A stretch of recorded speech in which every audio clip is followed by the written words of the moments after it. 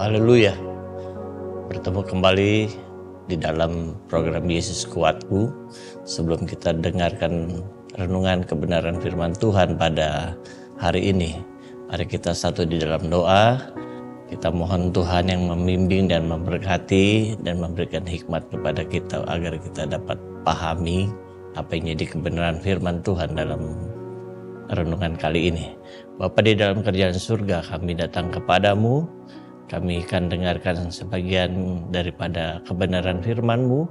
Tuhan berikan kepada kami hikmat, kemampuan agar kami boleh mengerti dan memahami apa yang menjadi kehendak-Mu di dalam kehidupan kami ini. Dan biarlah kami boleh mengerti dan kami boleh melakukannya di dalam kehidupan kami. Kami akan mulaikan renungan pada hari ini. Dan kami perahlaskan doa sembahyang kami hanya dalam nama Tuhan Yesus Kristus. Haleluya. Amin. Tema kita pada hari ini adalah safety cushion.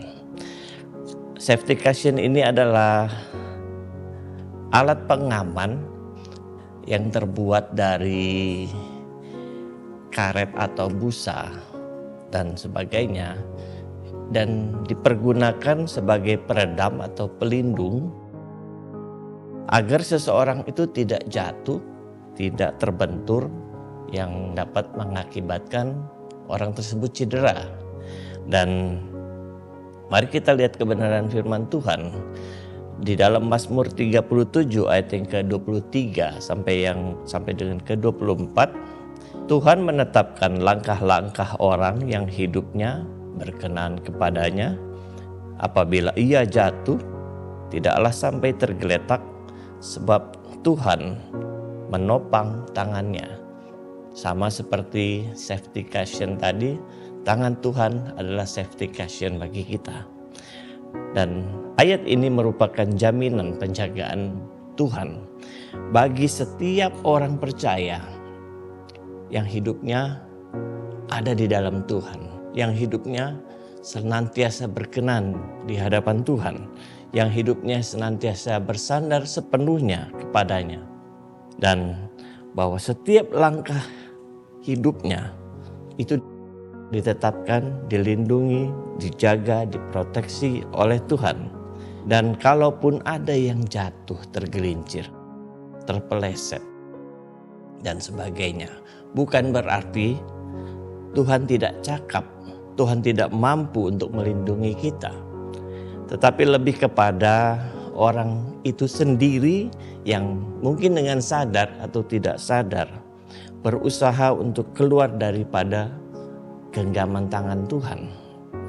Karena semakin hari banyak orang dikatakan dia orang percaya tetapi tidak percaya dengan jalan atau caranya Tuhan. Dan ini adalah sebuah realita, sebuah kenyataan bahwa apa yang tertulis di dalam Amsal 3 ayat yang ke-5, firman Tuhan ini sudah berkata, percayalah kepada Tuhan dengan segenap hatimu, dengan sepenuh hatimu, dan janganlah bersandar kepada pengertianmu sendiri. Banyak anak Tuhan, banyak orang percaya, dia percaya bahwa Tuhan itu memang ada. Tetapi setiap langkahnya, di dalam setiap apa yang dia kerjakan, lakukan, hanya didasari oleh pengertiannya sendiri.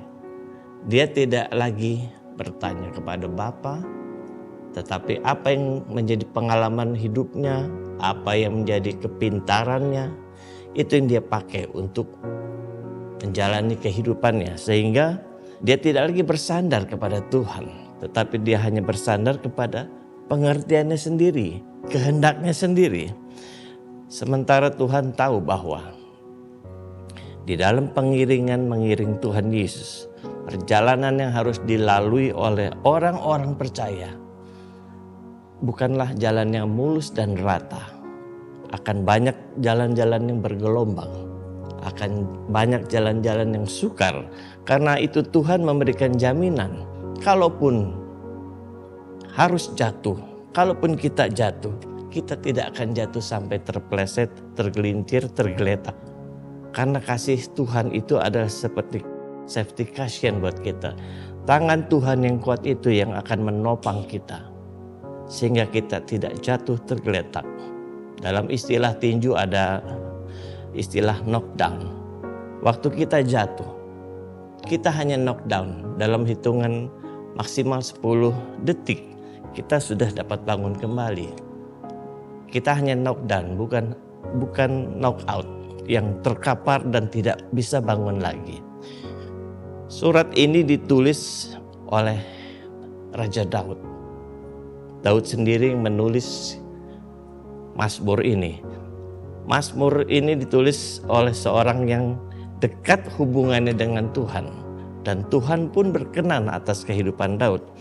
Tetapi Daud pun tersandung. Daud pun terpeleset. Dia jatuh oleh karena keinginannya sendiri.